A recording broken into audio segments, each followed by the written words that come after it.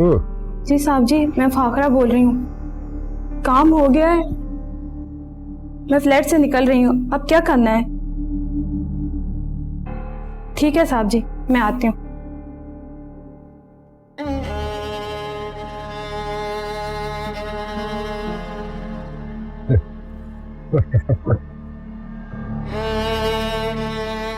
चलो शुक्र अल्हम्दुलिल्लाह,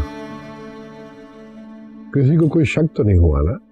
नहीं शाह जी, किसी को कोई शक नहीं पड़ा। मैंने वो अलमारी में छुपा के रख दिए हैं और वो लोग बहुत अच्छे थे। मेरे सामने खड़े होकर मेरे दुश्मन की तारीफ कर रही हो तुम? नहीं लगा अच्छा मुझे? क्योंकि बहुत बड़ा काम किया तुमने हमारा, इसलिए माफी है इसके लिए। बस गांव जाने की तैयारी करो, वो निहाल तुम्हें गांव छोड़ आएगा। खाला को बता दूं शाह जी, मैं वापस जा रही हूँ। जरूरत नहीं है, खाला तक खबर पहुंच जाएगी।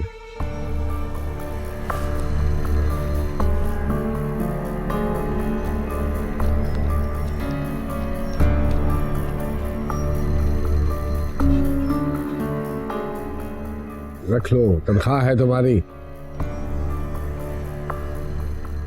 जब तुम्हारी जरूरत होगी तो तुम्हें बुला लेंगे। ये तो बहुत सारे हैं शाह जी। रख लो, और जब तक मैं ना बुलाऊं शहर नहीं आना। और अगर बहुत जरूरी कोई काम हो तो फोन कर लेना, समझ गई? शाह जी, गांव में अगर कोई पूछे तो मैं क्या बताऊं कि मैं खाला को छोड़ के क्यों आ गई? कहना कि खाला ने वापस भेज दिया, वो वही काम कर रही है, साहब को अब जरूरत नहीं थी तो मैं गांव वापस आ गई। ठीक है? ठीक है शाह जी। चलो जाओ।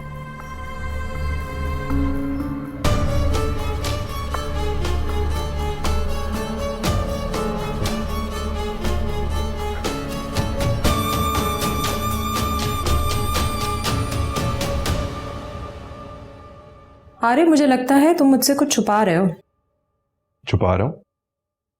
ऐसा क्या होगा? मेरा ऐसा कौन सा राज है जो तुमसे छुपा है?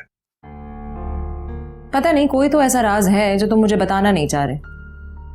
नहीं सुमेरा, ऐसी कोई बात नहीं है।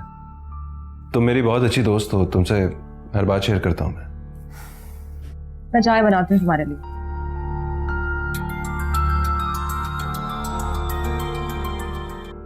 हेलो। लगता है मेरी बात तेरे भेजे में घुसी नहीं। कौन बोल रहा है और क्या बकवास है ये? बकवास नहीं कर रहा हूं, अपनी जिंदगी के नाजुक तरीन दौर से गुजर रहा है तू। जो काम की बात है वो करो, वक्त नहीं है मेरे पास।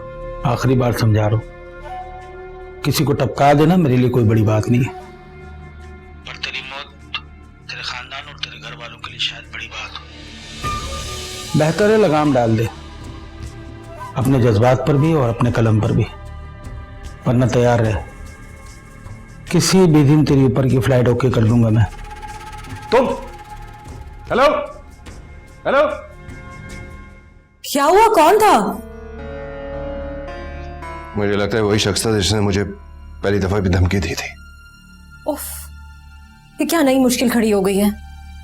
मुझे लगता है तुम्हें पुलिस से मदद ले लेनी चाहिए, वरना। सुनो सुमेरा, प्लीज तुम एक काम करो, अम्मी को लेकर लाहौर चली जाओ। एक हफ्ते की छुट्टी ले लो, बल्कि हो सके तो आज रात को ही निकल जाओ। अभी? अरे ऐसा क्या हो गया है? प्लीज सुमेरा, समझने की कोशिश करो, मेरी जान को खतरा है। ये लोग मुझे पहले भी धमका चुके हैं। देखो, मेरे ऊपर अटैक भी हो चुका है, मैं नहीं चाहता कि अम्मी के सामने कुछ हो जाए। प्लीज प्लीज तुम उन्हें यहां से ले जाओ। लेकिन फुप्पो से क्या कहेंगे? उन्हें क्यों भेज रहे हो? कुछ भी कह दो यार, वहां जाके कोई बहाना कर लेना, बस उनको ले जाओ यहां से, और प्लीज उन्हें कुछ पता ना चले। हम तो चले जाएंगे, तुम्हें पीछे से कुछ हो गया तो तुम भी साथ चलो ना। नहीं, मेरा चुपना हल नहीं है। मुझे यहां रह के इन लोगों का सामना करना होगा, कानूनी कार्रवाई करनी होगी इनके खिलाफ, लगाम देना होगा इन लोगों को। अरे प्लीज अपना ख्याल रखना, और गुस्से और तैश में आके कोई ऐसा काम मत कर जाना जिससे तुम्हारे करियर को नुकसान पहुंचे। फिक्र ना करो, मैंने कभी कोई ऐसा काम किया ही नहीं है। प्लीज तुम बस आज निकल जाओ अम्मी के साथ। ओके, मैं सोचती हूँ।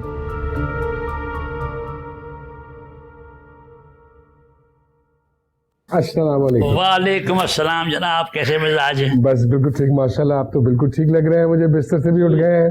अल्लाह का शुक्र है, ठीक हूँ। आ जाओ बेटा, आ जाओ, ले आओ इधर रखो। भाई ये तो आप बहुत ले आए। अरे वाकई इतना सारा आप क्यों ले आए, क्या जरूरत थी? गाड़ी में बैठो, मैं आता हूँ। बिल्कुल ज्यादा नहीं है जी, बस आप खाना लगवाइए। और नवीन नजर नहीं आ रही मुझे। अपने कमरे में होगी, और जाहिर है अपनी किताबों के साथ। मैं बुलाती हूँ। जी जी जी, आइए। आप आइए।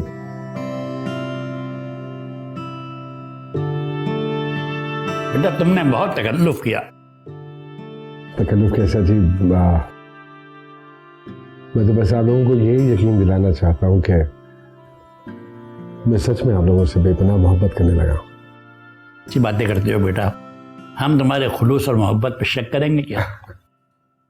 जीशान शाह साहब, इंसान को अपनी मोहब्बत और खुलूस पर यकीन होना चाहिए। उसे किसी की गवाही की जरूरत नहीं होती। बिल्कुल ठीक कह रही हैं आप, वाकई खलूस को किसी गवाही की जरूरत नहीं होती। लेकिन पता नहीं क्यों मेरे अंदर एक अजीब सा डर बैठ गया है। शायद अकेले रह रह के डरने लगा हूं मैं। अरे कैसी बातें कर रहे हो बेटा, अब तो आप हमारे खानदान का हिस्सा बनने जा रहे हैं, तो अकेले तो नहीं हुए ना? जी। और लो ना।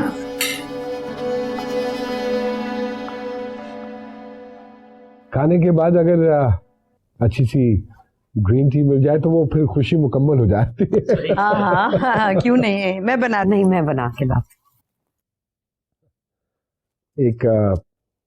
एक जरूरी बात करना चाह रहा था मैं जी। जी फरमाई। देखिए, मेरी गुर्बत आप लोगों के लिए रोज बरोज बढ़ती चली जा रही है, और रोज का आना जाना मेरा यहाँ, मैं नहीं चाहता हूँ कि लोग तरह तरह की बातें बनाएं। तो मैं ये सोच रहा था कि अगर हम मंगनी की रस्म कर लें, शादी के लिए टाइम ले लेते हैं हम, तो कम से कम उससे ये होगा कि लोगों के मुंह बंद हो जाएंगे, मुझे आने जाने में कोई आर नहीं होगा। ये मेरी तजवीज़ है, बाकी जैसे आप लोगों की खुशी। ठीक है, मैं नवीन से बात करता हूँ, फिर आपको बताता हूँ। चलिए ठीक, ये बल्कि ज्यादा मुनासिब रहेगा। बेटा तुमसे जीशान शाह के हवाले से बात करनी थी। जी कीजिए। बेटा जीशान शाह चलते चलते एक बात कह गए, वो चाहते हैं कि मंगनी हो जाए ताकि यहाँ आने जाने का उसे जवाब मिल जाए। आप मुझसे क्यों पूछ रही हैं? वो इसलिए बेटा क्योंकि जीशान शाह ने कहा है कि हम पहले तुम्हारी मर्जी मालूम कर लें। पर मेरी मर्जी तो वही है जो आप लोग चाहते हैं। आप लोग जो फैसला करेंगे मुझे वो मंजूर होगा। बेटा कल अगर तुमने मना कर दिया तो हमारी इज्जत तो मिट्टी मिल जाएगी। नहीं अब्बा, मैं ऐसा कोई काम कभी नहीं करूंगी जिससे आपकी इज्जत पर कोई हर्फ आए। तो क्या तुम अब भी ये समझती हो कि हम तुम्हारे बारे में कुछ बुरा सोच रहे? देखो बेटा, तुम आजकल में अच्छी तरह से सोच लो, हर पहलू से सोचो और फिर हमें जवाब दो। अम्मा, मैं और कुछ नहीं सोचना चाहती। देखो, अब जब तुमने उसे बहुत करीब से देख लिया है, वो अच्छा आदमी है, तुम्हें खुश रखेगा। आप लोग क्यों परेशान हो रहे हैं? मैंने कहा ना, आप लोग जैसा चाहेंगे मैं वैसा ही करूंगी।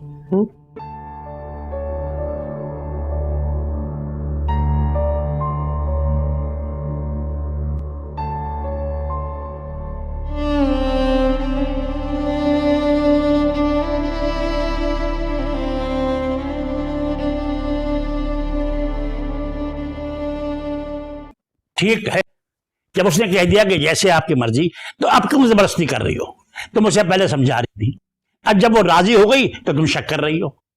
कि मैं तो सिर्फ ये सोच रही थी कि कहीं वो हमारी वजह से दिल पर पत्थर रखकर हाँ तो नहीं कह रहे। ऐसे रिश्ते बहुत मुश्किल पैदा कर देते हैं। कोई मुश्किल नहीं होती, खामखा तुम लोगों ने शादी को मसला बना दिया है।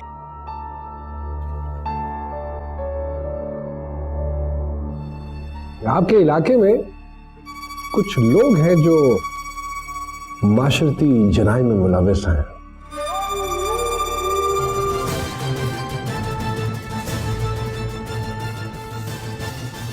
ये सब क्या मिस्टर आरिफ?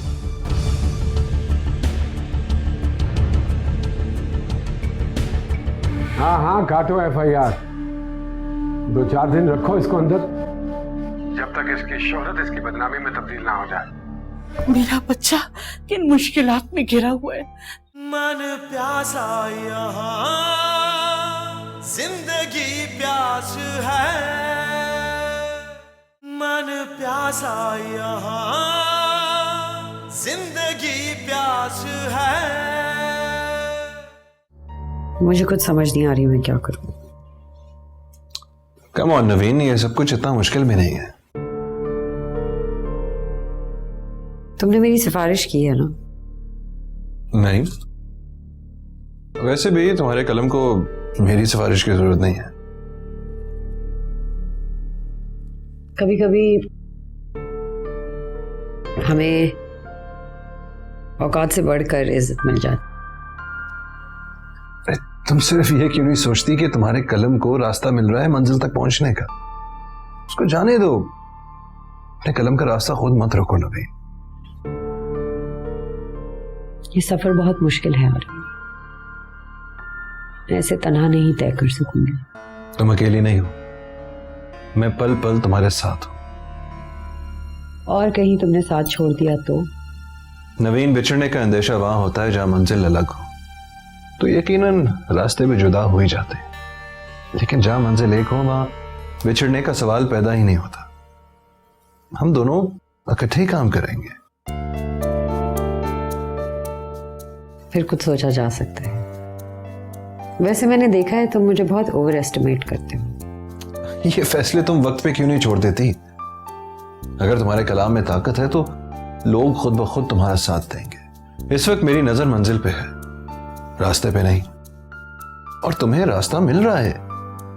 और वकार उस्मानी अच्छा बंदा है। हाँ, लेकिन मेरी नजर सिर्फ रास्ते पे नहीं बल्कि उसमें आने वाली दुश्वारियों पर भी है, जिनको शायद तुम इग्नोर कर रहे हो। रास्ते की दुश्वारियों पर नजर डालोगी तो डर जाओगी। मत देखो, बस तुम चलती जाओ, मैं तुम्हारे साथ हूं ना।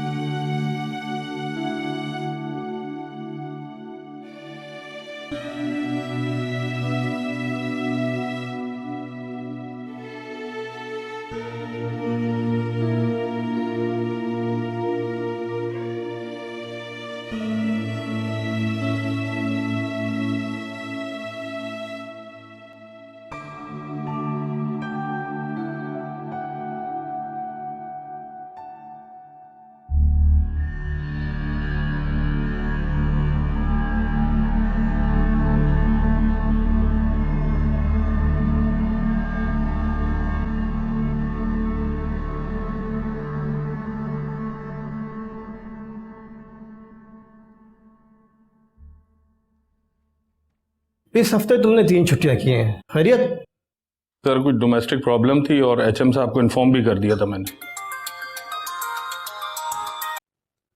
हेलो जी, मेरे दोस्त, मेरे हमदम DSP राव, राहिल राव, क्या हाल है जनाब? अरे अरे जहे नसीब, शाह साहब खैरियत तो है? इतने दिनों के बाद हमें कैसे याद किया आपने? अरे हमने सोचा कि हमारे दोस्त जो हैं वो CM ड्यूटी में इतने बिजी रहते हैं, क्यों ना एक और जिम्मेदारी डाल दी जाए इनके ऊपर।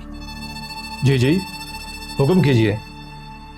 आपके इलाके में कुछ लोग हैं जो माशरती जराइम में मुलविस हैं। अच्छी शोहरत है उनकी, लेकिन धोखा, चलता फिरता धोखा, सफेद झूठ, ऊपर से कुछ और नजर आते हैं, अंदर से कुछ और है। और जी तो चाहता है कि ऐसे लोगों को। किसकी बात कर रहे हैं आप?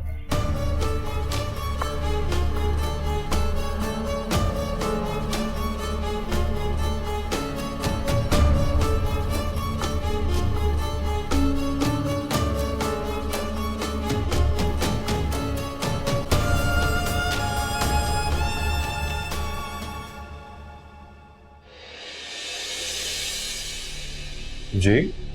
हमें आपके घर की तलाशी लेनी है। तलाशी? ये वारंट है हमारे पास।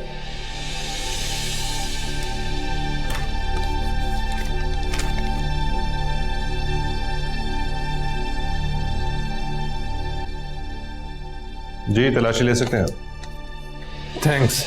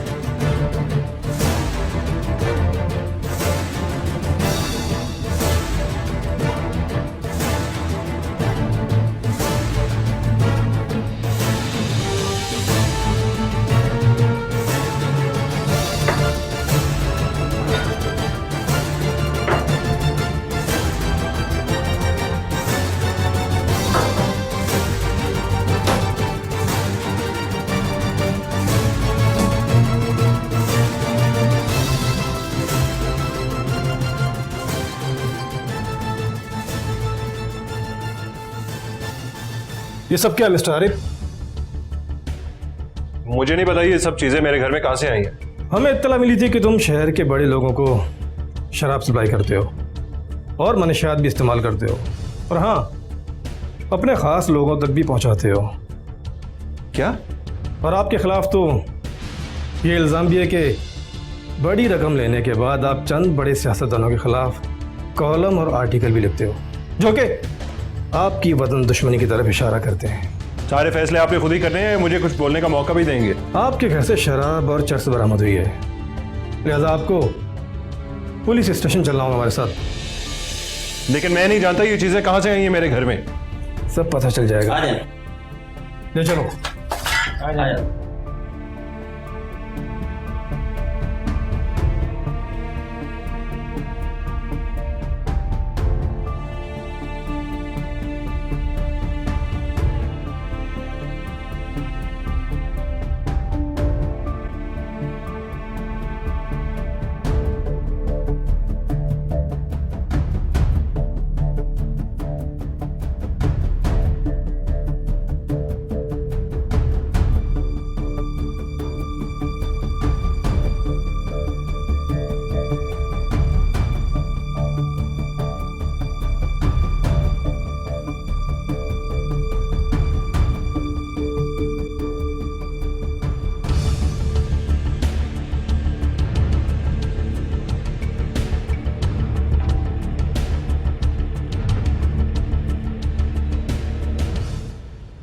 देखें, मैं नहीं जानता कि मेरे खिलाफ कौन जाल बुनना चाह रहा है। मैं एक जर्नलिस्ट हूं और अपने फराइज जानता हूं। मैंने कोई ऐसा जुर्म नहीं किया जो आप मुझे यहां ले आए हैं। जो चीजें मेरे घर से बरामद हुई हैं, मैं नहीं जानता वहां कैसे पहुंची। ये साजिश है मेरे खिलाफ। ये मामला तो खुद देखिए कि कौन क्या कर रहा है। हम तो अपना काम कर रहे हैं और आप कवानीन को बेहतर समझते हैं, इसलिए ये बात आपको बताने की जरूरत नहीं कि आप यहाँ पर एक मुजरिम की हैसियत से हैं। और आजी साहब का सख्त ऑर्डर है कि किसी मुजरिम को मुआफ ना किया जाए। तो बराए मेहरबानी हमसे ताउन करें और हमें साफ साफ बता दें। क्या साफ साफ बताऊं? और आपने अभी मुझे एक मुजरिम कहा है। मैं मुजरिम नहीं हूं और यह बात अदालत साबित करेगी। ये तो देखा जाएगा। मैं जरा आता हूं।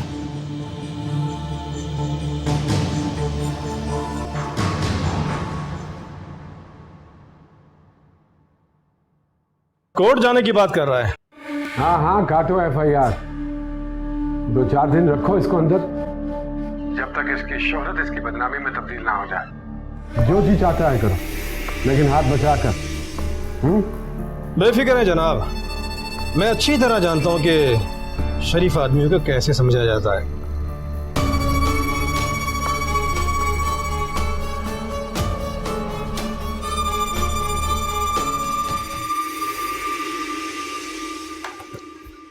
आप क्या समझते हैं अपनी सहाफत के जोर पर आप रिहा हो जाएंगे?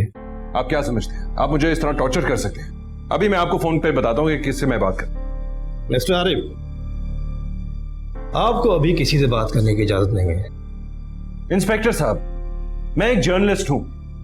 मैं समझता हूं कि आप क्या करने की कोशिश कर रहे हैं, लेकिन आप ऐसा क्यों कर रहे हैं? मिस्टर आरिफ, कोई भी लफ्ज ऐसा ना निकालिएगा कि आपकी सजा बढ़ जाए, क्योंकि आप इस वक्त किसी अखबार के दफ्तर में नहीं, पुलिस स्टेशन में बैठे हैं और मैं जरा एक बदनाम किस्म का इंस्पेक्टर हूं। मुजरिम की जान नहीं छोड़ता जब तक मैं उसकी चीखें ना सुन लूं। अरे यार, आरिफ गिरफ्तार हो गया यार। ये कैसे हो सकता है? मैं नहीं मानता। वो तो एक ईमानदार सहाफी है। अरे यार, जो आदमी सिस्टम की खराबी से लड़ रहा हो वही रिश्वत लेगा, ये कैसे हो सकता है? लगता है उसे किसी ने फंसाया है।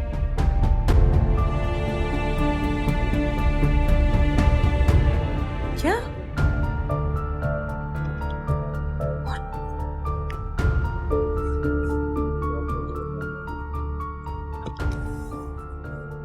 हेलो आलिया, मैं सुमेरा बात कर रही हूँ। मैं क्या सुन रही हूँ आरिफ के बारे में?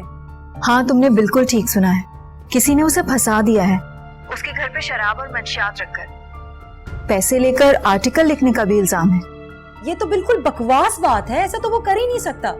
अवाम का बड़ा शदीद रद्द-ए-अमल सामने आ रहा है। सोशल मीडिया पर चेक करो, लोग अपने गुस्से का इजहार कर रहे हैं। अच्छा ठीक है, मैं खुद ही आती हूँ। लेकिन तुम्हारी छुट्टियों के दिन तो अभी बाकी हैं। नहीं, मैं आ रही हूँ। कहाँ जा रही हो बेटा? वो फुप्पो, दरअसल बात ये है, आप परेशान नहीं हो, लेकिन आरिफ को ना पुलिस पकड़ के ले गई, इसलिए मुझे कराची जाना पड़ेगा। क्या?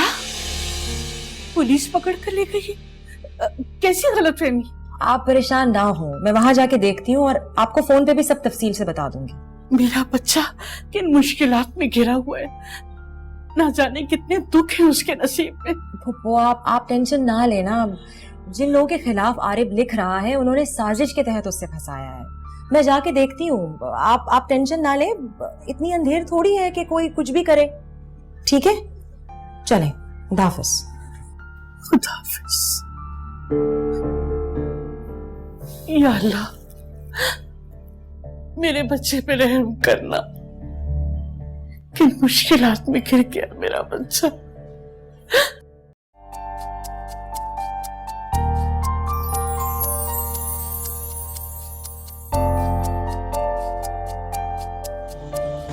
अगर आप उस लड़की के बारे में मजीद कुछ बता देंगी तो मेरा काम बहुत आसान हो जाएगा। आम सी घर में काम करने वाली मुलाजमा थी वो। देखो मेरी बात सुनो, जब पार्टी तुम्हें बिजनेस देती है तो तुम्हें भी ख्याल करना चाहिए। लड़ने आया तो मेरे साथ? हाँ, चला जा, आगे बढ़ते बोलो। हाँ यार ज़ीशान शाह, मन प्यासा यहाँ जिंदगी प्यास है, मन प्यासा यहाँ जिंदगी प्यास है।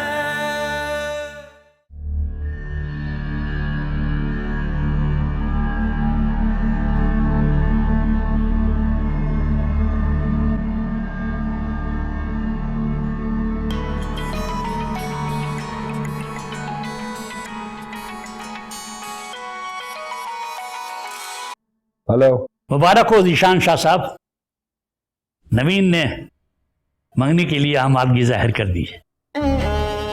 Oh, that's a great news. Thank you very much.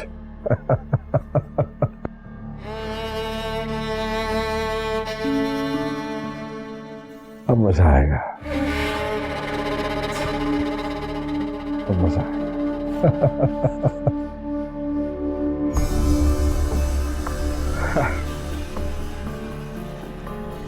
रहमत, शेर खान, फजल कहाँ हो भाई? हाँ रहमत, एक काम करो, जाओ मिठाई लाओ और सब में बांटो।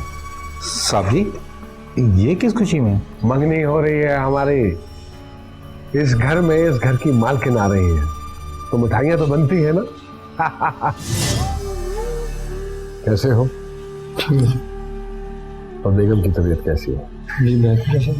बेहतर है। ये आपस में बांट लेना।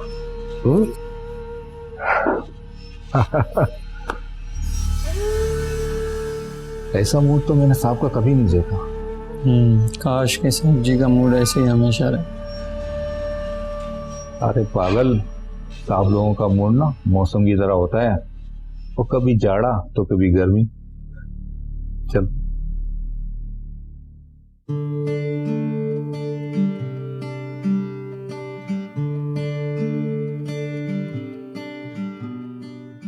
बिलाखिर तुम राजी हो ही गई।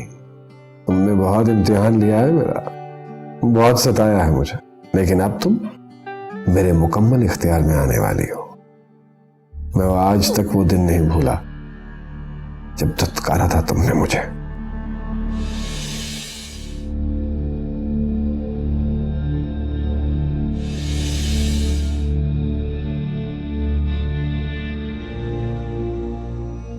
मैंने उसी वक्त फैसला कर लिया था कि तुम्हें हासिल करना है, और अब तुम मुझे हासिल हो रही हो अपनी खुशी से, अपनी मर्जी से। जैसे कोई फल किसी के दामन में टूट के खुद ही गिर जाए। आओ नौरीन, आओ, बड़ा इंतजार है मुझे तुम्हारा, लेकिन ये ना समझना कि मुझे तुमसे मोहब्बत हो गई है। मैं तो बस तुम्हारे अंदाज से हासिल कर रहा हूं तुम्हें।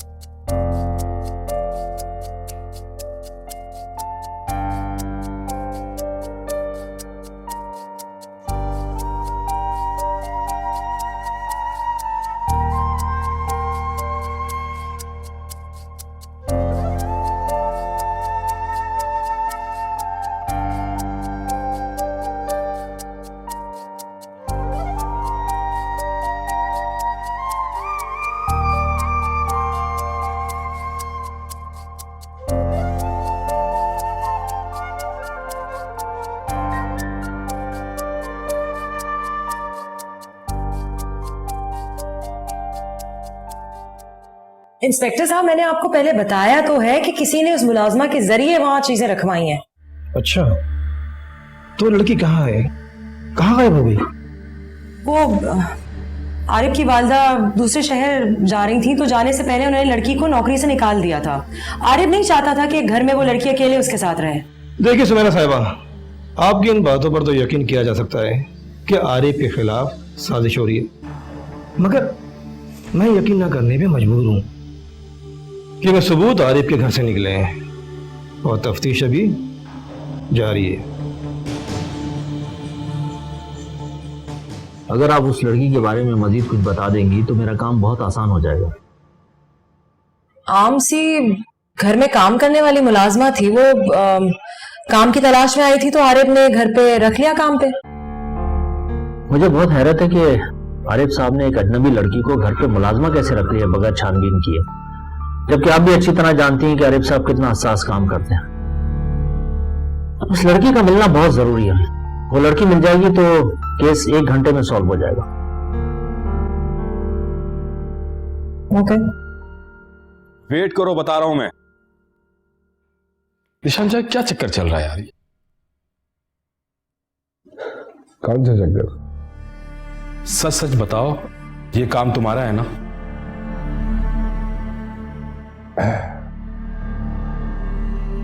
काम? कौन सा काम भाई? मैं आरिफ वाले केस की बात कर रहा हूं। आरिफ वाले केस की बात कर रहा है? तुझे मुझ पे शक क्यों हो गया भाई? वो इसलिए कि आरिफ का तुमसे बड़ा दुश्मन कोई नहीं है। तो ठीक है, मुझसे दुश्मनी मोल ली है उसने, लेट हिम सफर, भुगत नहीं दे। क्या बात कर रहे हो तुम यार? अवामी रद्द अमल है, कोई भी मानने के लिए तैयार नहीं है कि आरिफ मुजरिम है। सच पूछे तो मुझे तो बड़ा सुकून है यार, बहुत सुकून है मुझे। बड़ी हक के ऊपर लड़ाइयां लड़ रहा था वो, ये बैठा हुआ था ना FIA सेंटर में, तफ्तीश हो रही थी ना। मुझे लगता है कि तुम गलत फहमी का शिकार हो गए हो। आरिफ ने अपना वकील कर लिया है और वो वकील उसी की तरह पागल है, बाल की खाल निकालता है, बात ज्यादा दिन तक छुपेगी नहीं। अरे क्या कर लेगा उसका वकील? क्या कर लेगा? फांसी लगवा देगा मुझे। अगर तफ्तीश शुरू हो गई तो बात बहुत आगे तक जाएगी। मिनिस्टर साहब बहुत फिक्रमंद हैं, उन्होंने पार्टी के लोगों से कह दिया है कि ये काम अगर उनमें से किसी ने किया है तो बहुत गलत किया है, और इस मामले को वो चाहते हैं कि जल्द से जल्द हल हो जाए। ये कहीं मिनिस्टर भी उसको फरिश्ता तो नहीं समझने लग गया? ये बात तुम अच्छी तरह जानते हो कि वो बेदाग है। बेदाग? जानता हूं बड़ी अच्छी तरह, लेकिन इतना रुस्वा कर दूंगा मैं उसे, इतना रुस्वा कर दूंगा कि नवीन को उससे नफरत हो जाएगी, उसकी एग्जिस्टेंस से भी उसको नफरत हो जाएगी। यार अब तुम्हारा मसला क्या है? मंगनी कर चुके हो, शादी होने वाली है, तुम आरिफ के पीछे क्यों पड़ गए हो यार? अरे क्यों हमदर्दी हो रही है तुझे उसके साथ? हमदर्दी मुझे आरिफ से नहीं बल्कि पार्टी से है, जो शायद तुम भूल रहे हो कि क्योंकि पार्टी में तुम नहीं हो, पार्टी में मैं हूं, इसीलिए तुम पार्टी का ख्याल नहीं करते हो, सिर्फ बिजनेस और अपने मामलात में नजर रखा हुआ है तुमने। हाँ तो इसमें क्या बुराई है? अगर मैं अपना मुफाद देखता हूँ, क्या बुराई है इसमें? बोल। देखो मेरी बात सुनो, जब पार्टी तुम्हें बिजनेस देती है तो तुम्हें भी ख्याल करना चाहिए। लड़ने आया तो मेरे साथ? हाँ? चला जा, आजा लड़ते हैं दोनों। यार ज़ीशान शाह, मैं तुझसे लड़ने नहीं आया हूं, ये बात तू अच्छी तरह जानता है। आरिफ मामूली शख्स नहीं है, हलक की हड्डी बन जाएगा वो। फंस जाएगा, खा लेगा हमें। देख मेरी बात सुन, मुझे जो भी फैसला करना है अपनी पार्टी के मुफाद में करना है। अरे मुश्किला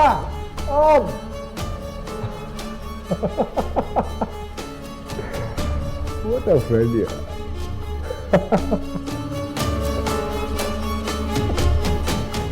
Oh God. अरे अपनी खैर बनाओ। गलत आदमी से पंगा ले लिया तुमने, गलत आदमी से।